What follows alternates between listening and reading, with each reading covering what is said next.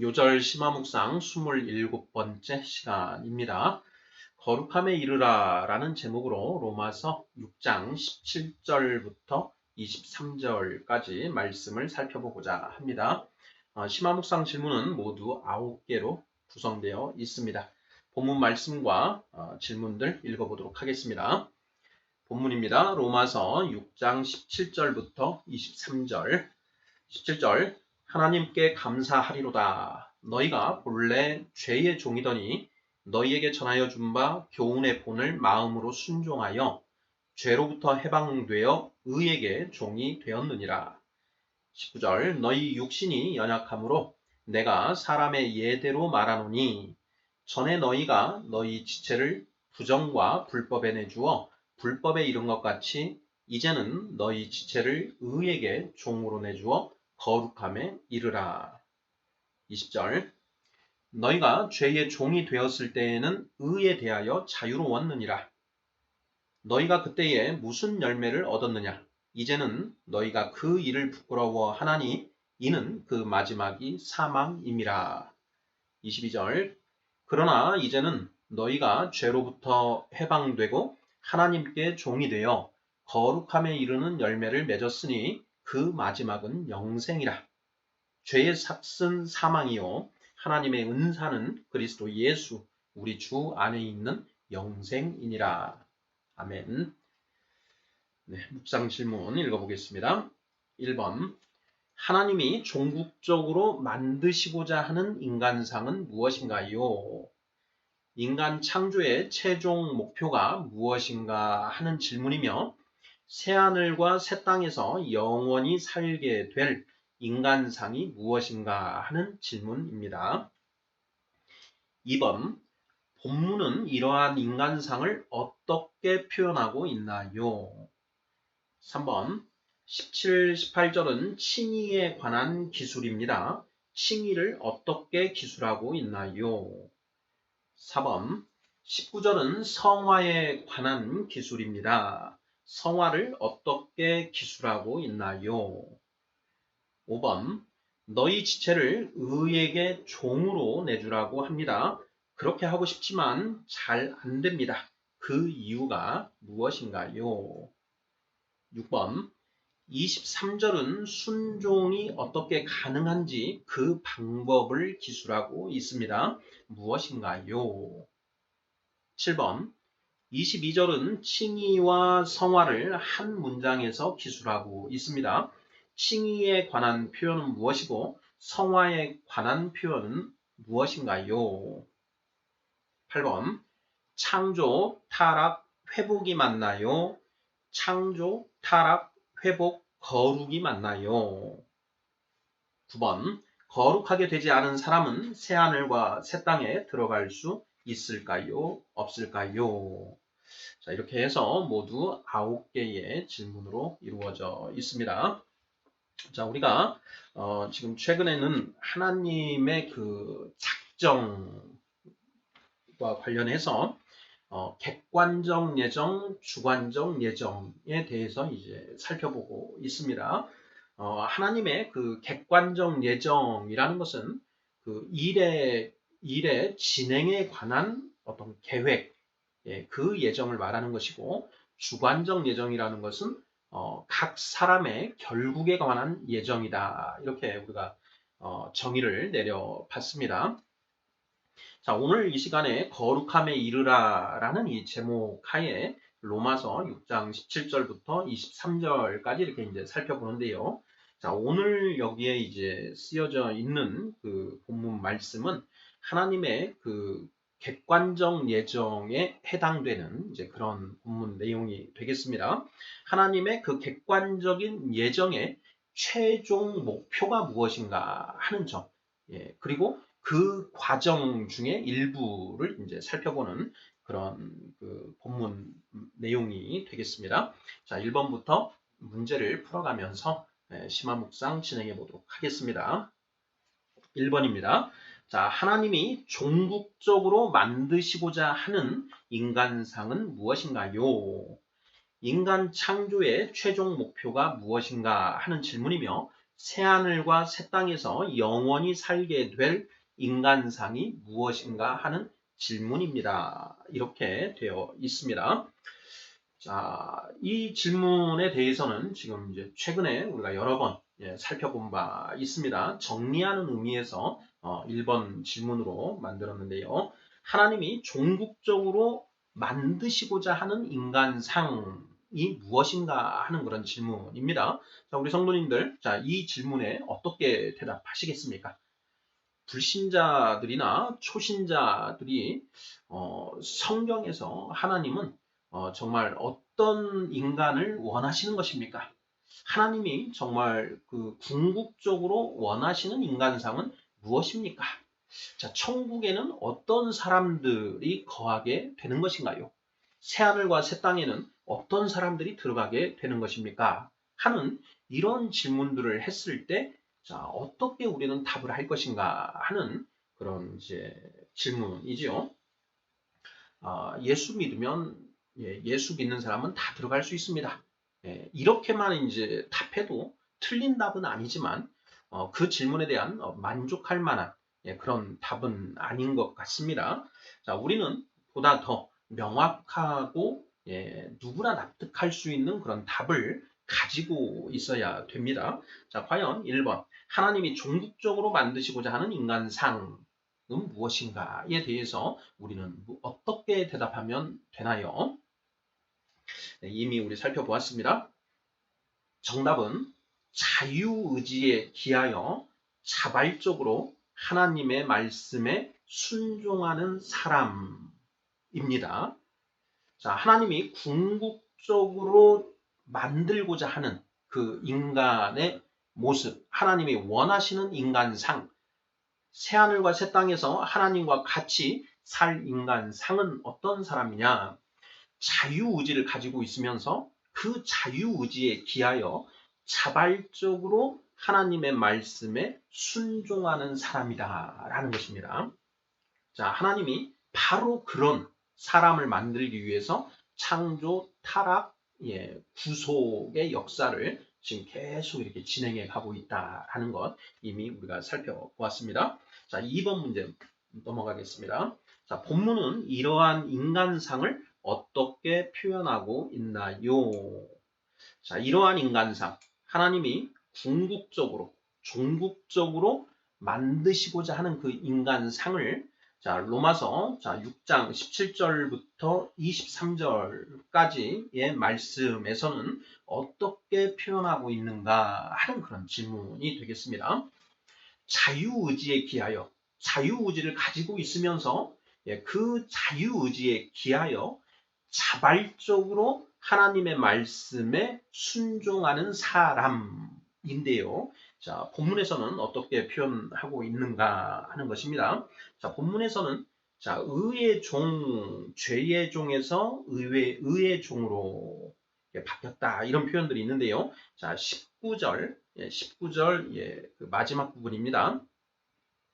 너희 지체를 의에게 종으로 내주어 거룩함에 이르라. 이렇게 되어 있죠. 의에게 종으로 내주어 거룩함에 이르라. 거룩해진 존재, 거룩함에 이른 사람 이렇게 표현을 하고 있다라고 보면 맞지 않을까 싶습니다.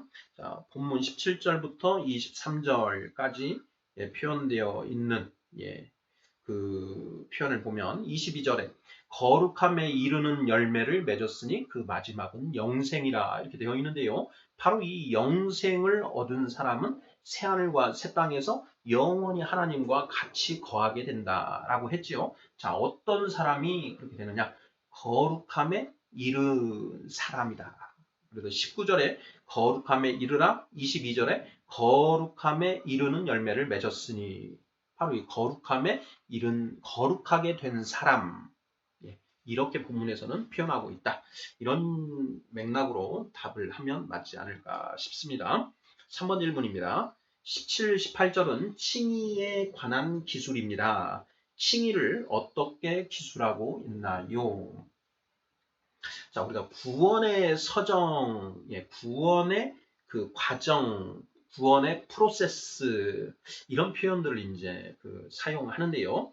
뭐 아주 세분화해서 뭐 다양하게 여러 단계로 이야기할 수도 있지만 성경에서 언급되고 있는 것을 큰 맥락으로 이렇게 나누어 보면 크게 칭의, 성화, 영화라고 하는 이 세 단계로 나누어 볼 수가 있습니다. 칭의, 성화, 영화 이렇게 되는 것이죠. 자, 영화는 언제냐? 영화. 자, 우리 기독교 신앙은 부활 신앙입니다. 자, 그 부활 신앙은 우리 몸이 육신이 죽었다가 나중에 그 때가 되면 첫째 부활, 둘째 부활의 때에 우리의 육신이 영원히 살 영생의 몸으로 부활하게 된다라는 그 신앙인 것이죠. 그래서 기독교가 말하는 이 부활 신앙이라고 했을 때에는 육신의 부활을 더 중요하게 방점이 찍혀 있는데요. 바로 사도 바울 선생이 고린도전서 15장 부활장에서 이런 표현을 합니다. 그때에 그 썩을 몸이 호련히 변화하여 영광스러운 몸으로 변화된다. 이렇게 이야기를 하고 있죠. 바로 그 영광스러운 몸으로 우리가 변화돼서 부활하게 되는데 바로 그때가 영화, 영화를 의미한다. 이렇게 보면 될 것 같고요. 이 세상, 우리의 육신이 죽기 전까지 이 세상에서는 칭의와 성화라는 그 구원의 과정이 진행된다라는 것이죠. 그래서 우리 신약 성경에도 계속 칭의와 성화에 대해서 계속적으로 반복적으로 기술되어 있습니다. 자, 그런데 오늘 본문에서도 역시 로마서에서도 역시 칭의와 성화를 나누어서 기술하고 있다라는 것입니다. 그런데 17, 18절은 지금 칭의에 관한 기술이다라는 것이고요. 자, 그것을 과연 뭐라고 표현하고 있는가 하는 그런 질문입니다. 17, 18절 읽어보겠습니다. 하나님께 감사하리로다. 너희가 본래 죄의 종이더니 너희에게 전하여 준 바 교훈의 본을 마음으로 순종하여 죄로부터 해방되어 의에게 종이 되었느니라. 18절이 이제 핵심적이죠. 결론 부분이니까. 자, 칭의를 어떻게 기술하고 있는가? 죄로부터 해방되어 의의 종이 되었다. 이렇게 표현을 하고 있는 것이죠. 죄로부터 해방되어 의의 종이 되는 것. 이렇게 칭의를 표현하고 있다라고 답하면 맞을 것 같습니다. 자, 그런데 이 칭의가 어떻게 이루어지느냐에 대해서는 이제 17절에 기록이 되어 있죠. 자, 너희에게 전하여 준 바 교훈의 본을 마음으로 순종하여 이렇게 되어 있습니다. 자, 이것이 도대체 무슨 뜻인가? 너희에게 전하여 준 바 교훈의 본을 마음으로 순종하여. 자, 이 표현은 좀 굉장히 어렵게 쓰여 있는 것 같지만 쉽습니다. 예수 십자가에 죽으신 예수를 전하였고 그 예수를 그리스도로 믿으면 너희가 죄사함을 받고 성령을 선물로 받게 된다라는 것이 이제 전하여 준 교훈이라고 할 수 있죠. 자, 그것을 받아들여서 사도행전 2장 38절 베드로가 이야기한 것처럼 너희가 회개하여 주 예수 그리스도의 이름으로 세례를 받으라. 그리하면 죄사함을 받고 성령을 선물로 받으리라. 자, 이러한 일들이 이제 이러한 걸 통해서 칭의가 이루어지게 된다라는 것이죠. 자, 이 칭의가 왜 중요한가 하는 것과 관련해서 우리가 좀 설명을 할 수가 있어야 되는데요. 예수님의 십자가에서의 죽음이 왜 그렇게 중요한가? 그 이유를 이제 우리가 설명을 할 수 있어야 되는데요. 모세는 율법 시대를 열었고 예수님은 성령 시대를 여셨습니다. 우리가 율법은 하나님의 말씀인데 그 하나님의 말씀만 가지고는 우리가 구원에 도달할 수가 없더라. 자, 성령을 받아야만 비로소 그 성령님의 조명하심으로 그 하나님의 말씀을 깨달을 수가 있고 그 하나님의 말씀을 깨달음으로써 하나님의 뜻을 알게 되고 우리가 비로소 구원을 이룰 수 있더라. 라는 것이 이제 성경 전체 그 맥락 취지인데요.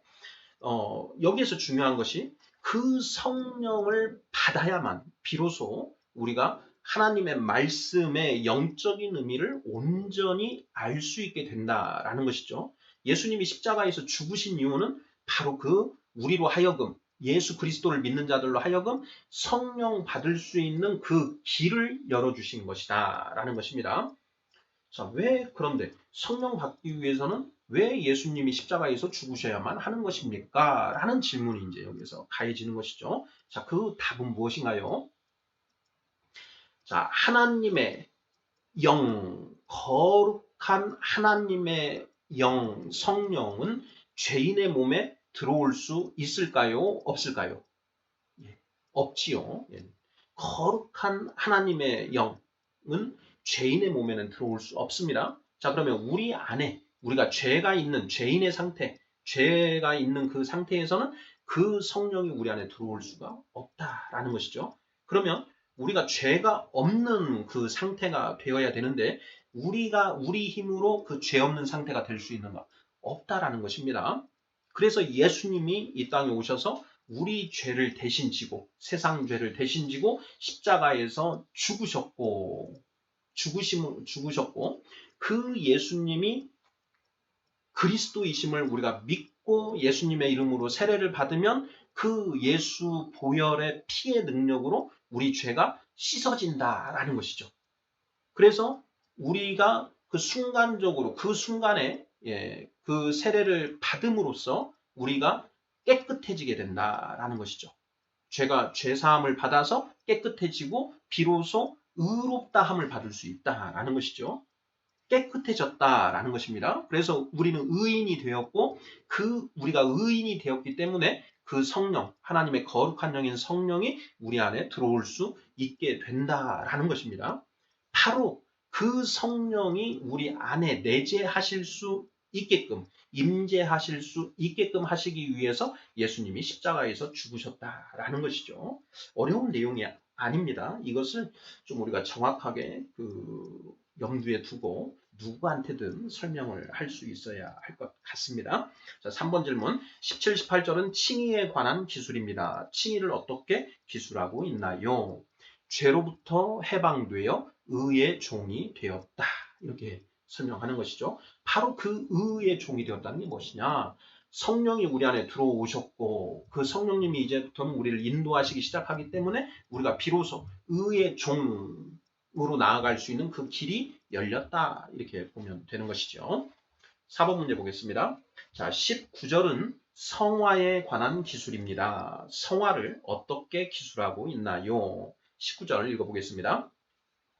너희 육신이 연약함으로 내가 사람의 예대로 말하노니 전에 너희가 너희 지체를 부정과 불법에 내주어 불법에 이른 것 같이 이제는 너희 지체를 의에게 종으로 내주어 거룩함에 이르라. 이렇게 되어 있습니다.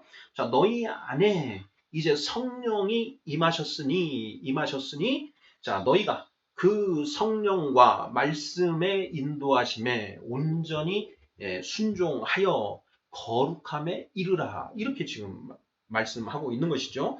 그래서 성화를 어떻게 기술하고 있는가? 너희 지체를 의에게 종으로 내주어 거룩함에 이르라. 순종하여 거룩함에 이르라. 거룩함에 이르라. 이렇게 표현하는 것입니다. 성화는 거룩하게 되는 것입니다. 우리가 칭의를 받았지요. 의롭다 하심을 받았습니다. 우리가 진짜 의로워진 건 아니고요. 예수님 보혈의 능력으로 우리 죄가 씻어져서 우리가 그 외형적으로 우리 안에 우리가 과거에 그때까지 지은 죄들이 사해졌다라는 것이죠. 로마서 3장 25절 지나간 죄를 간과하심으로 우리를 의롭다 하여 주신 것이죠. 바로 그렇게 되어서 성령이 우리 안에 임하게 되셨고 그 성령님의 인도하심에 우리가 순종하는 것, 그것이 바로 그 의에게 우리 지체를 종으로 내주는 것이죠. 그렇게 함으로써 우리가 거룩하게 된다라는 것입니다. 자, 갈라디아서 5장 16, 17, 18절이 바로 이 성화의 메커니즘을 설명하고 있습니다. 읽어보겠습니다. 갈라디아서 5장 16, 17, 18절입니다. 16절 내가 이르노니 너희는 성령을 따라 행하라. 그리하면 육체의 욕심을 이루지 아니하리라. 육체의 욕심을 이루지 않는 것, 그것이 거룩하게 되는 것이죠. 17절 육체의 소욕은 성령을 거스르고 성령은 육체를 거스르나니 이 둘이 서로 대적하므로 너희가 원하는 것을 하지 못하게 하려 함이니라. 우리 안에 성령이 들어오심으로써 우리 크리스찬들은 이중인격자가 되었습니다. 육체의 소욕과 성령의 소욕이 우리 안에 함께 있는 것이죠. 성령이 오시기 전까지는 우리 안에 육체의 소욕만 있었습니다. 일중인격이죠. 그런데 성령이 임하심으로써 이중인격자가 되었다라는 것입니다.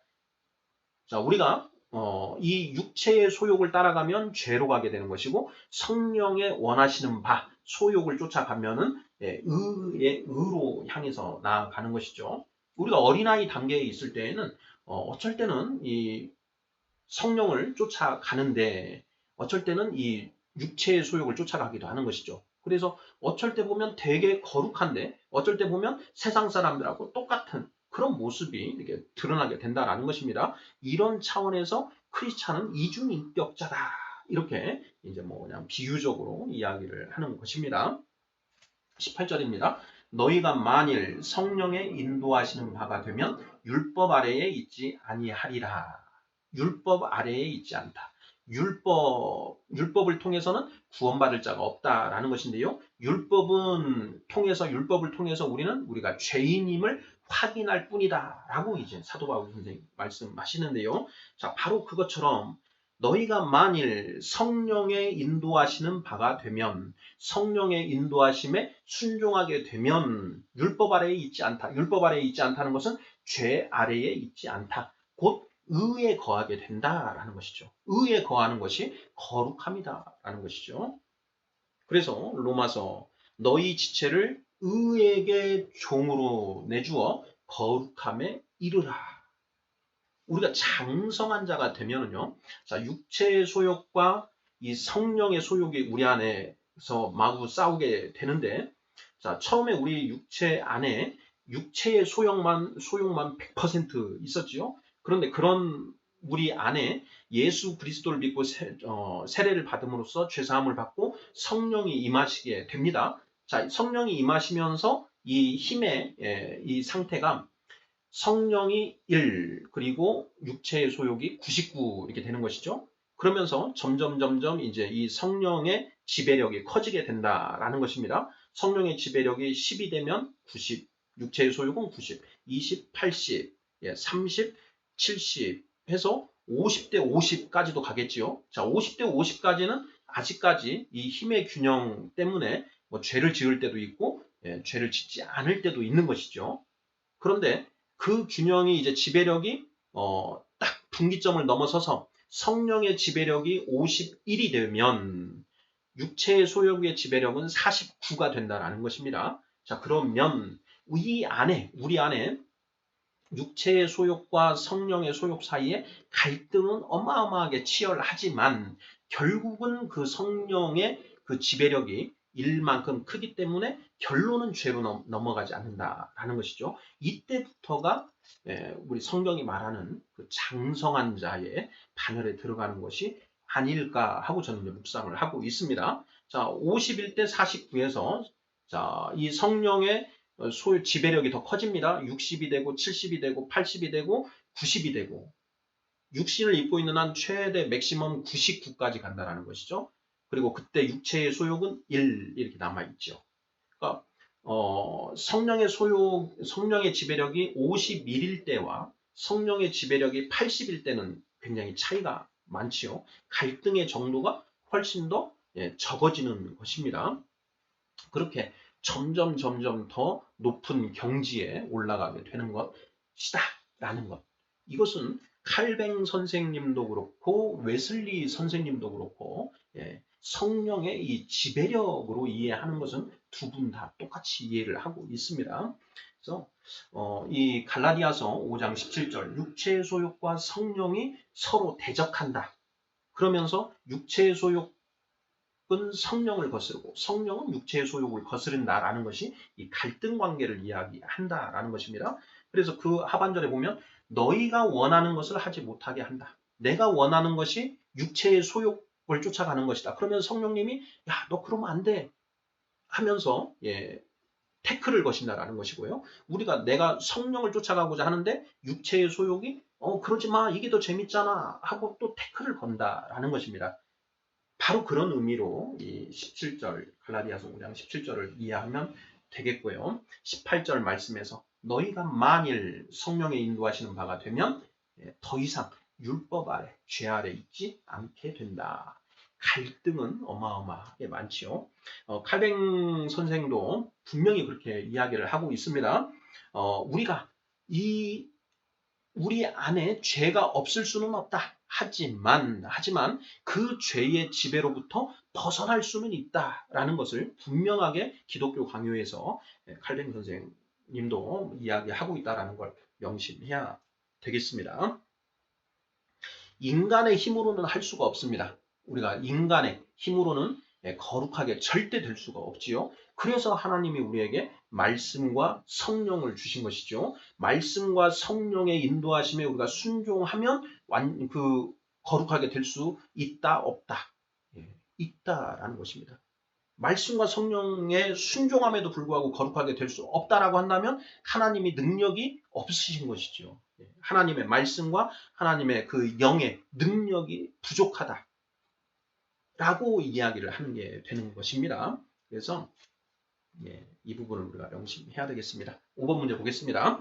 자, 너희 지체를 의에게 종으로 내주라고 합니다. 그렇게 하고 싶지만 잘 안 됩니다. 그 이유가 무엇인가요? 하는 그런 질문입니다. 자, 너희 지체를 의에게 종으로 내주라. 너희 지체를 의에게 종으로 내주어 거룩함에 이르라. 이렇게 지금 명령하고 있죠. 그렇게 하고 싶습니다. 하나님. 그렇지 않습니까? 우리 성도님들 정말 우리 거룩해지고 싶고 그 죄를 이기고 온전히 선자가 되고 싶고 장성한 자가 되고 싶은데 그게 잘 안 되더라 하는 것입니다. 왜 잘 안 되는가 하는 그런 질문이 되겠습니다. 자, 그 본문 말씀 다시 한번 읽어보지요. 19절입니다. 너희 육신이 연약함으로 내가 사람의 예대로 말하노니 전에 너희가 너희 지체를 부정과 불법에 내주어 불법에 이른 것 같이 이제는 너희 지체를 의에게 종으로 내주어 거룩함에 이르라. 이렇게 되어 있습니다. 아멘. 거룩함에 이르고 싶습니다. 그런데 잘 안 되더라라는 것입니다. 하나님 정말 이렇게 하고 싶은데 잘 안 됩니다. 오늘도 죄를 범하고 말았습니다. 부정과 불법에 저의 지체를 내주고 말았고 불법에 이르고 말았습니다. 자, 왜 그런가 하는 그런 질문입니다. 자, 본문에 힌트가 있습니다. 너희 육신이 연약함으로 이렇게 되어 있죠. 너희 육신이 연약함으로. 자, 육신이 연약해서 이런 얘기를 하거든요. 자, 예수님이 겟세마네 동산에서 기도를 하시는데 너희는 깨어 기도하라 라고 이제 명령을 하시고 가셔서 기도를 하시고 오셨는데 제자들이 다 졸고 있죠. 그랬더니 예수님이 마음으로는 원이로되 육신이 약하도다 이래 이제 말씀을 하셨죠. 바로 거기에서 이제 육신이 약하다라는 이제 그런 표현이 있는데요. 자, 로마서 6장 19절에도 육신이 연약하다라는 이런 표현이 나왔습니다. 자, 육신이 연약하다. 이게 과연 무슨 뜻입니까? 육신이 연약하다. 육신이 연약하면 우리도 열심히 운동하고 막 해가지고 뭐 터미네이터처럼 강인한 체력을 기르면 될 거 아니겠습니까? 그 육신이 우리 영혼 육을 정말 의미한다면 근육도 기르고 힘도 기르고 해서 그렇게 하면 되는 문제 아니겠습니까? 그런데 육신이 연약하다 이렇게 얘기를 하는 것이죠. 이 육신이 연약하다는 게 도대체 무슨 표현인가요? 하는 그런 질문입니다. 육신이 연약하다. 내가 사람의 예대로 말한다. 너희 육신이 연약함으로 내가 사람들이 하는 말, 그런 그 꼰세로 말한다. 사람의 예로 말한다. 이렇게 지금 사도 바울 선생이 이렇게 쓰고 있지 않습니까? 이게 육신이 연약하다는 게 무슨 뜻인가 하는 것입니다. 자, 이 말씀을 우리가 이제 고린도전서 그 2장을 한번 보면 이 말씀과 말씀이 무슨 뜻인지 알 수 있지 않을까 싶은데요. 2장 6절입니다. 그러나 우리가 온전한 자들 중에서는 지혜를 말하노니 이는 이 세상의 지혜가 아니요. 이렇게 표현하고 있습니다. 3장 1절이요. 형제들아 내가 신령한 자들을 대함과 같이 너희에게 말할 수 없어서 육신에 속한 자 곧 그리스도 안에서 어린아이들을 대함과 같이 하노라. 이렇게 표현하고 있습니다. 어떤가요? 표현이 좀 비슷하게 느껴지시나요? 로마서 6장 19절 너희 육신이 연약함으로 내가 사람의 예대로 말하노니 이렇게 되어 있습니다.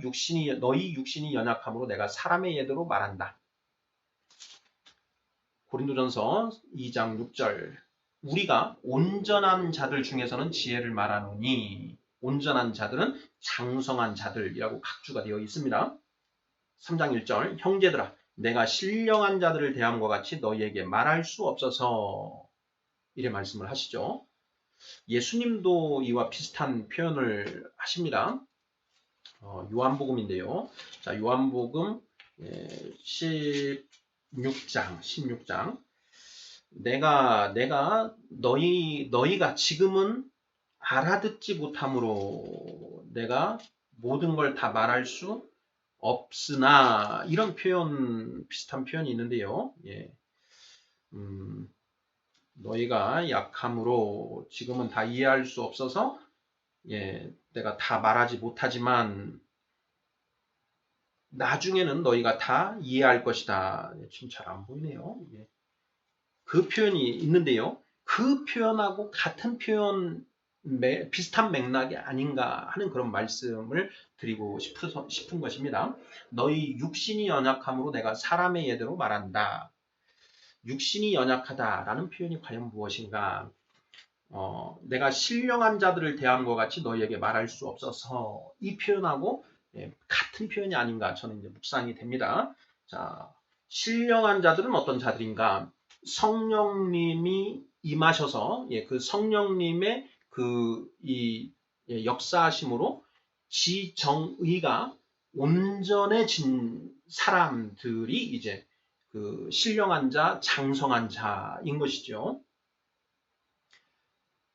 히브리서 5장 14절 단단한 음식은 장성한 자들의 것이니 그들은 지각을 사용함으로 연단을 받아 선악을 분별하는 자들이니라 이렇게 되어 있습니다. 신령한 자, 온전한 자, 장성한 자는 성령님의 그 역사하심에 의해서 그 지정의가 상당히 온전해진 자를 말한다라는 것이죠. 육신이 연약함으로 이 표현은 너희의 아직 지성과 그 감성과 의지가 아직은 약하기 때문에 특히 내가 사람의 예대로 말한다. 여기에서 특히 이 지성, 성령님의 조명하심으로 이 지성이 좀 더 업그레이드가 돼야 되는데 아직 그렇게 되지 못했으므로 내가 너희에게 그 영적인 표현으로 이야기를 하지 못하고 사람의 예대로 말한다. 이런 의미라는 것입니다.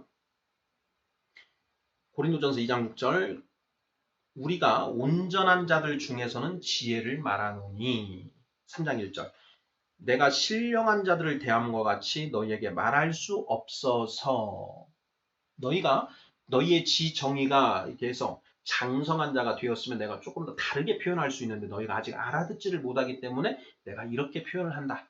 라는 그런 맥락이 아닌가 싶다라는 것입니다. 자, 육신이 연약함으로 라는 표현은 아직 너희의 지정의가 불완전하기 때문에 이런 표현이다라는 것이죠.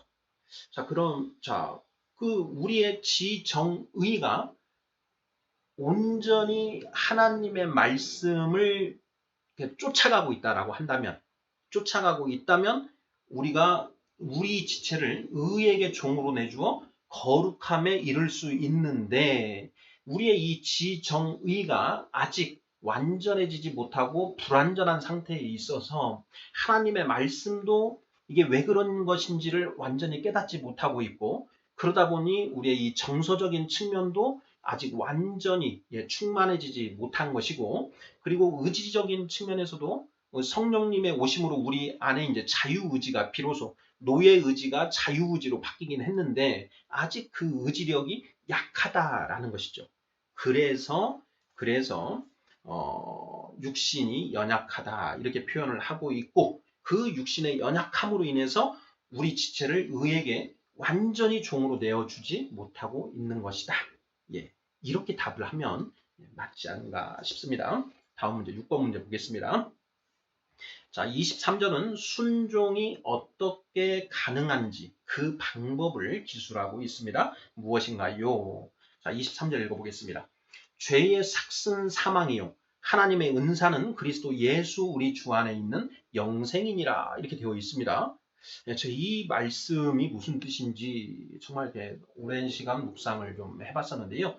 바로 이 말씀이 어떻게 우리가 순종할 수 있는지 그 방법을 기술하고 있는 것이구나 라는 그 깨달음이 있었습니다. 다시 한번 읽어보겠습니다.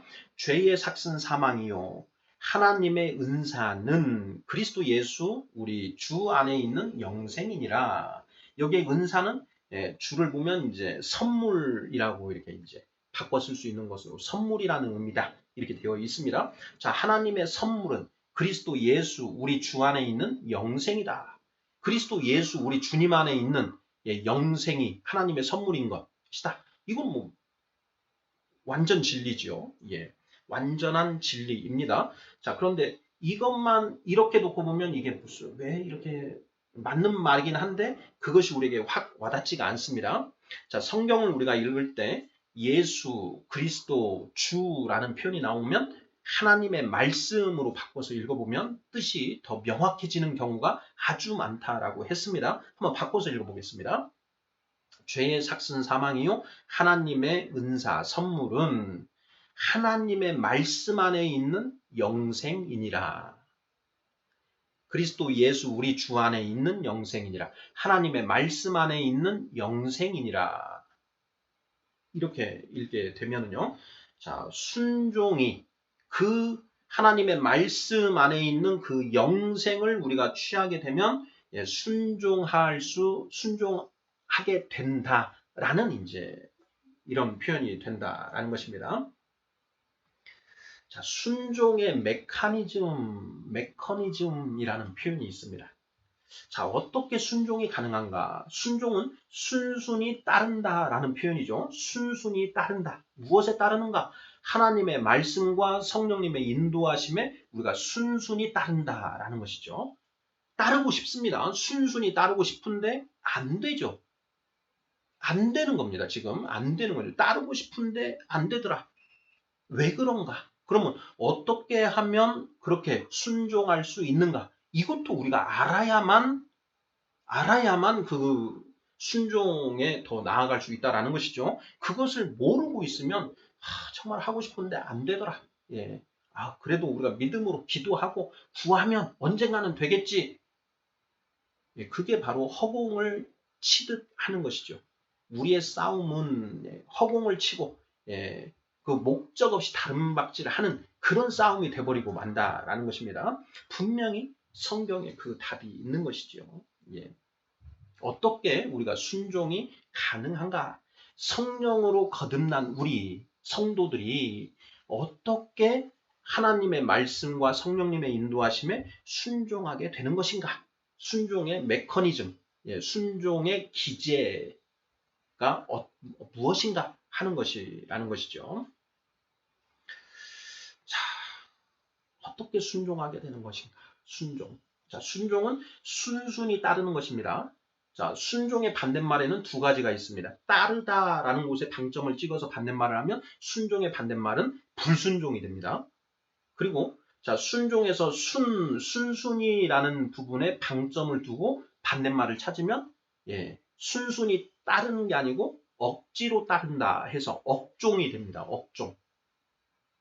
순순히 따르지 않고 정말 이걸 내가 마음에는 내키지 않고 정말 저렇게 가면 안 될 것 같은데 하나님이 하라고 하시니까 내가 어쩔 수 없이 간다. 이게 억종이죠. 사도 베드로가 예수님이 깊은 데로 가서 그물을 내려라 라고 했을 때 사도 베드로가 순순히 가서 그물을 내렸나요? 아니면 아닌데 저거 뭐 고기가 저기는 잡힐 곳이 아닌데 하면서 그래도 주님이 한번 해보라 그러니까 어거지로 가서 해본다? 내지는 저기 잘난 척하는 저 양반 진짜 꼴 사나 죽겠네. 가서 내가 진짜 그물 내려서 고기가 안 잡히는 걸 정말 보여줘서 코를 납작하게 해줘야 되겠다. 이런 생각을 가지고 가서 그물을 내렸죠. 그게 업종입니다. 도저히 이해도 안 되고 하지만 그냥 어떤 목적에서든지 한번 그냥 내가 그냥 한번 해본다. 이런 게 업종인 것이거든요. 그런데 순종, 하나님이 우리에게 원하시는 것은 그런 업종이 아니고 순종이라는 것이죠. 그 순종이 어떻게 가능한가 하는 이 순종의 메커니즘. 제가 이 문제에 대해서 정말 많이 생각을 해봤는데요. 저의 결론은 이렇습니다. 이성을 가진 인간은 이 머리로 납득이 되어야만 순종할 수가 있습니다. 인간은 누구나 이 이성을 가지고 있죠. 이성이 없는 인간은 없습니다. 다만 이성의 능력이 높은 사람, 낮은 사람 이건 차이는 있을 수 있지만 이성 자체가 없는 그 인간은 없지요. 이성이 없다. 그러면 그건 짐승하고 똑같은 것입니다. 짐승은 이성이 없습니다. 그래서 이성이 없다 그러면 그건 짐승하고 똑같은 것이고요. 이성이 있어야만 인간인 것인데, 자, 이성을 가진 인간은 어찌됐든 간에 이 머리로 납득이 되어야만 순종할 수 있다라는 것입니다.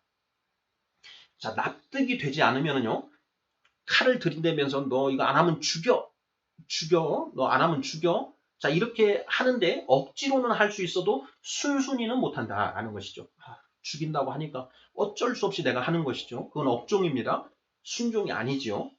머리로 납득이 되지 않으면 죽인다고 해도 순종할 수는 없다라는 것이죠. 반면에 머리로 납득이 완전히 돼 있어요. 이건 이렇게 해야 된다. 자, 그런데 어떤 사람이 너 그거 하면 죽여. 이번에 이렇게 합니다. 너 그거 하지 마라. 너 하면 진짜 내가 죽인다. 자, 이랬는데 이 사람이 머리로 이걸 하지 않으면 안 되는 걸 완전히 알고 있다. 그러면 죽인다고 해도 하는 것이 인간 존재입니다. 너 그 사람하고 너 계속 결혼하겠다라고 한다면 너 집에서 쫓아낸다? 그래도 하죠.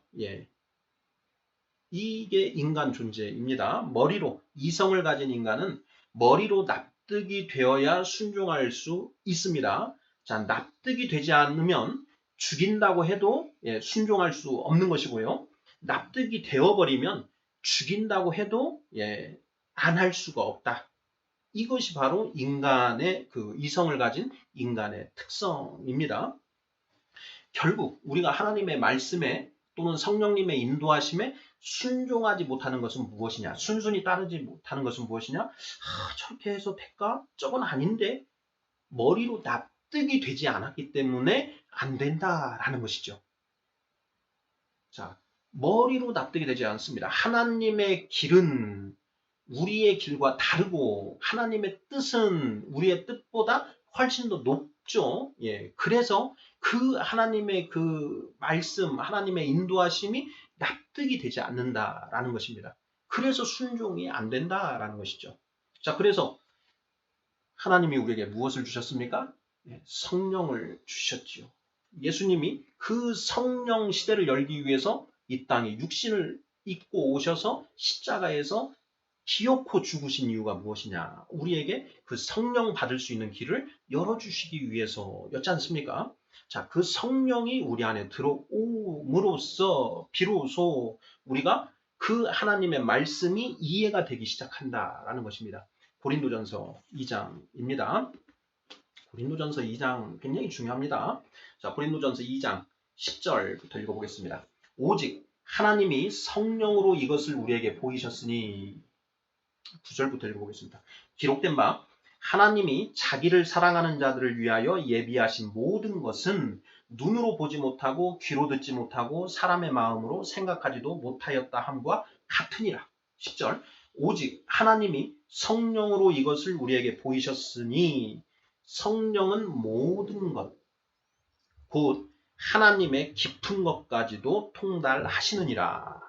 11절 사람의 일을 사람의 속에 있는 영 외에 누가 알리요? 이와 같이 하나님의 일도 하나님의 영 외에는 아무도 알지 못하느니라.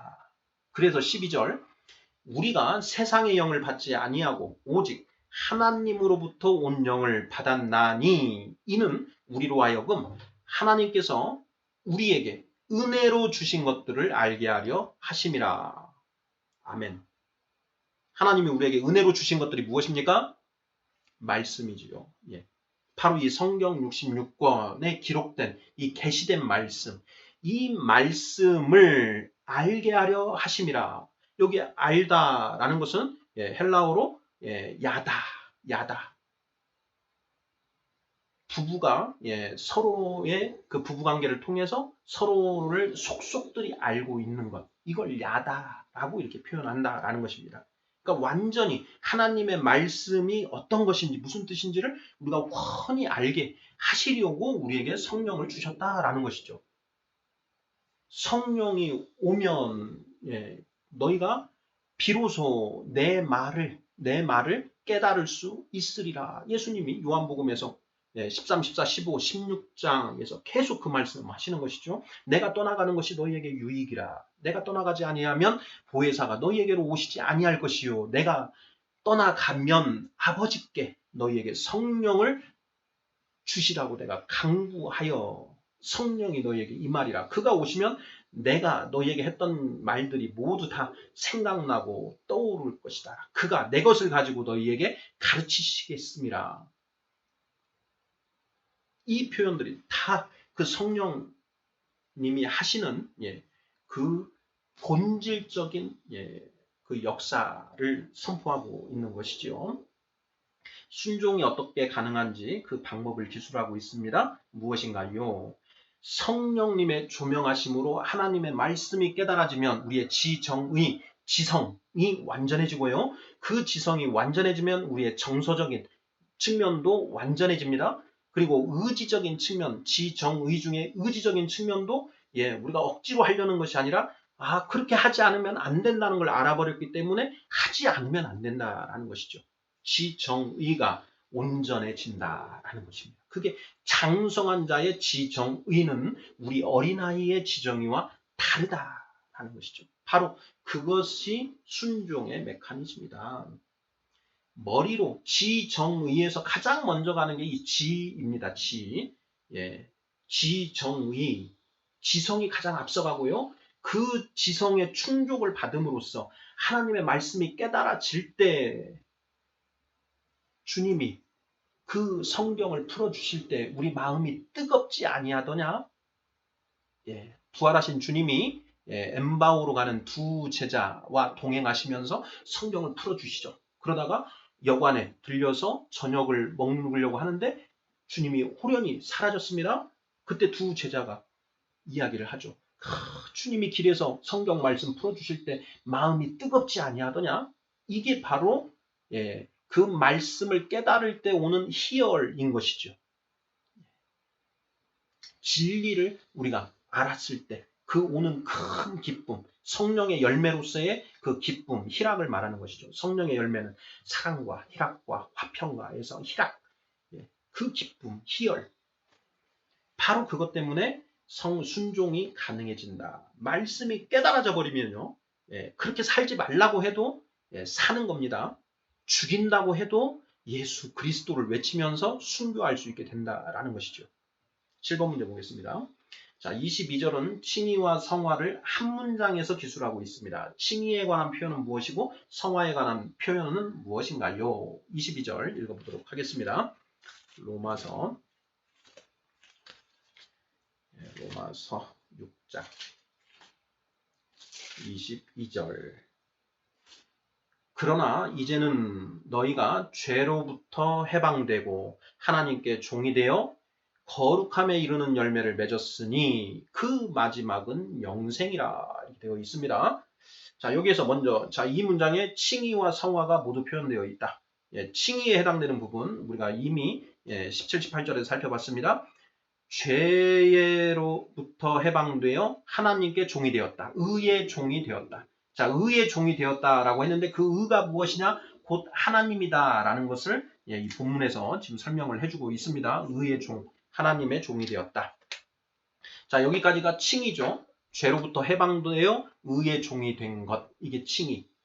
그 다음부터는 칭의가 되고 나면 칭의 끝. 이제부터는 성화가 시작인 것입니다. 자, 성화. 거룩함에 이르는 열매를 맺었으니 그 마지막은 영생이라. 거룩함에 이르는 열매가 조그맣게 맺힌 거죠. 그런데 이 열매가 점점 이제 커져서 온전해지는 것이죠. 성령의 열매는 사랑과 희락과 화평과 그 성령의 열매는 9가지가 모두 합해져 있는 하나 단수로 표현되어 있죠. The fruit of spirit is 아가 아니고 is 단수로 표현되어 있더라. 그 열매가 온전해지면 그때 영생이 우리에게 임하게 된다. 영생에 도달하게 된다. 구원에 이르게 된다. 구원에 이르도록 잘하게 된 것이다. 라는 것이죠. 성화에 관한 표현은 거룩함에 이르는 열매를 맺었으니 그 마지막은 영생이라. 칭의가 딱 일단 이루어지고 나면은요, 칭의는 끝입니다. 그 다음부터는 이제는 성화가 시작이 된 것이고 우리 죽을 때까지 성화의 과정이 계속 가는 것이죠. 장성한 자가 되어서도 계속 갑니다. 50일에서 60일, 70일, 80일, 99까지 계속 가야 된다는 것이죠. 8번 문제입니다. 창조, 타락, 회복이 맞나요? 창조, 타락, 회복, 거룩이 맞나요? 자, 이 문제도 반복하는 문제가 되겠습니다. 자, 우리가 성경 66권에 기록된 하나님의 이 창조의 첫째 날부터 일곱째 날, 마지막 날까지의 그 역사를 창조, 타락, 회복으로 이렇게 구성을 해버리면 성경이 반쪽짜리가 되고 맙니다. 회복은 칭의를 의미하는 것입니다. 칭의. 그 다음에 거룩까지 가야 된다. 성화까지 가야 된다. 그래서 성경은 창조, 타락, 회복, 거룩을 이야기하고 있다는 것이죠. 아담, 우리의 조상, 인류의 시조, 아담이죠. 그 위에 하나님이 계시고요. 아담, 이 아담 할아버지보다 우리는 더 나은 존재가 되어야 됩니다. 아담 할아버지는 영적으로 봤을 때 어린아이 상태였다. 그랬기 때문에 실족해서 선악과를 먹고 타락하게 됐죠. 그런데 그래서 이제 성령도 사라져 버렸고요. 죽은 영이 되어 버렸습니다. 그런데 자, 예수 그리스도를 통해서 우리가 성령을 다시 받게 됐습니다. 성령을 다시 받은 것, 이게 아담 할아버지하고 같은 상태가 된 것이죠. 어린아이 된 것입니다. 그런데 그 단계에서 끝난 것이 아니고 거룩한 단계, 장성한 자까지 올라가야 된다라는 것이죠. 그래서 성경은 창조, 타락, 회복을 이야기하고 있는 것이 아니라 회복까지만 이야기하고 있는 것이 아니라 창조, 타락, 회복 다음에 거룩까지 이야기하고 있다. 이 거룩을 빼놓으면 큰일 난다. 라는 것입니다. 9번 문제입니다. 거룩하게 되지 않은 사람은 새하늘과 새 땅에 들어갈 수 있나요? 없나요? 있을까요? 없을까요? 하는 질문입니다. 이미 우리 살펴봤지요? 있습니까? 없습니까? 없지요. 거룩하게 된 사람만 새하늘과 새 땅에 들어갈 수 있다. 그 사람을 요한계시록에서는 뭐라고 표현하고 있는가? 이긴 자라고 표현을 하고 있죠. 이긴 자. 육체의 소욕을 이기고 성령의 온전히 성령의 인도하심을 받게 된 자들, 장성한 자들, 51대 49를 넘어선 51대 49까지 된 이상이 된 사람, 이 사람들이 거룩하게 된 사람들이고 이들만 새하늘과 새 땅에 들어간다라고 성경은 선포하고 있다라는 것이 저의 묵상이라는 것입니다.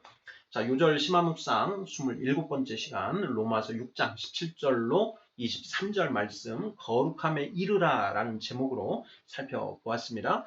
자, 거룩함에 이르라 이 부분은 하나님의 그 객관적 예정의 마지막 객관적 예정, 하나님의 객관적인 그 계획, 하나님의 이 창조 계획의 마지막 목표가 무엇인가와 관련된 그런 내용이 되겠습니다. 다음 시간부터는 이제 이 하나님의 주관적 예정에 대해 살펴보고자 합니다. 각 사람의 결국에 관하여 예정이 이제 성경에 언급되어 있습니다. 그래서 예정이라고 하는 그 교리를 우리는 버릴 수가 없습니다. 부인할 수도 없습니다. 성경이 분명하게 예정을 선포하고 있기 때문입니다. 특히나 객관적 예정 말고 주관적 예정에 대해서도 분명히 선포하고 있기 때문에 우리는 그 예정에 대해서 온전히 알아야 됩니다. 그걸 잘 모르면 우리의 구원의 그 이 여정에 뭔가 문제가 발생할 수 있기 때문에 온전히 알아야 되는데요. 다음 시간부터는 이제 좀 주관적 예정에 주안점을 맞춰서 살펴보도록 하겠습니다. 아멘.